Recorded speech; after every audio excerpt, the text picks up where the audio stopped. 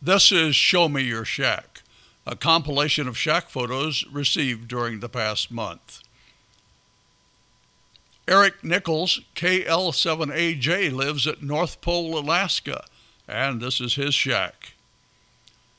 This is his main shack, and you'll get a chance to work him there and to track Santa during Christmas week. Stay tuned to Ham Nation each week in December for the details. Here's Eric's vintage gear. Congratulations are in order now for the new hams on the crew of ABC's comedy hit Last Man Standing. This is Dalton Young. He's now KK6HUJ. Here's Daniel Ryan with Last Man Standing co-producer John Amadeo. Daniel is the new KK6HUP. Congratulations also go out to Laura King. She just upgraded to General and received the K6MIX call. And to Mark Maitlen, his new call is KK6HUM. And here's Tim Clark.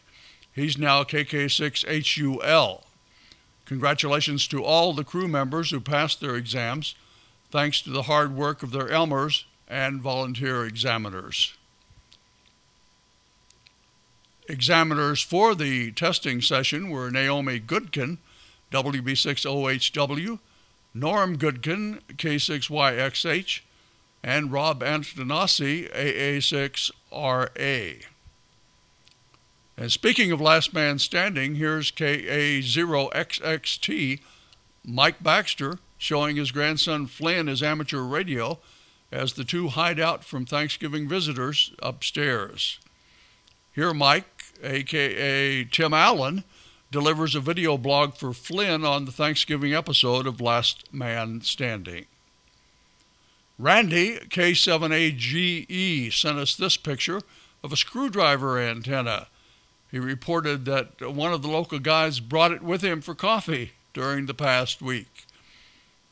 And speaking of Randy, here he is with his dad, W2ELX and Link Kendall, W2QY, during a VHF contest back in 1957. The black rig on the left is a home-built 100-watt 2-meter AM transmitter, and Link gave Randy his test about 10 years after this picture was taken. The rest is on YouTube.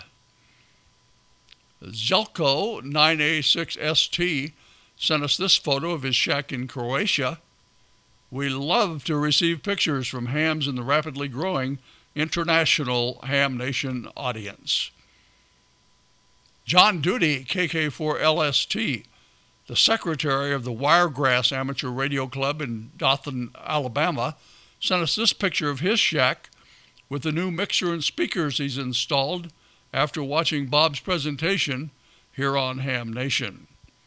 Eric Boyle, N0YET, in Salina, Kansas, shares his ham shack with his daughter, KATHRYN. Her call is KD0OWZ. Eric loves to operate on 160 meters and enjoys contests on that band. The high-voltage capacitor in the photo is used to feed his tower. He did bury a dozen 120-foot quarter-wave radios and a half-dozen 60-foot radios. He said it took quite a while. And here's a photo of the two wires running up the side of his tower, which gives him more bandwidth there on 160. You can also see the red and green fluorescent bulb, which creates a great effect this Christmas season. Jeff Vitte, KE5ZDU, sent us this picture of his shack in Kingston, Oklahoma. He says he's hunting and fishing for new contacts. Jake Bechtold, KD0TGA, sent us two photos of his new mobile rig, an ICOM ID880H D-Star radio. He uses a Lido mount to hold the remote head of the 880H. Jake said the only hole he needed to drill in his Ford Escape was to run the power from the battery through the firewall. Well, we must wrap up this episode of Show Me Your Shack by saying a goodbye to Rooster. He's the pack goat and trail buddy of Steve, WG0AT during remote operations.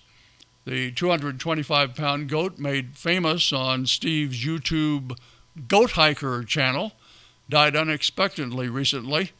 His ashes will be spread over hundreds of mountain trails that he hiked with Steve during the past 8 years. R.I.P. Rooster. And on that sad note, we wrap up another edition of Shack Photos. Make sure to send your Shack photos and video links to Ham Nation Videos at twit.tv. And please visit hamnationvideos.info for guidelines.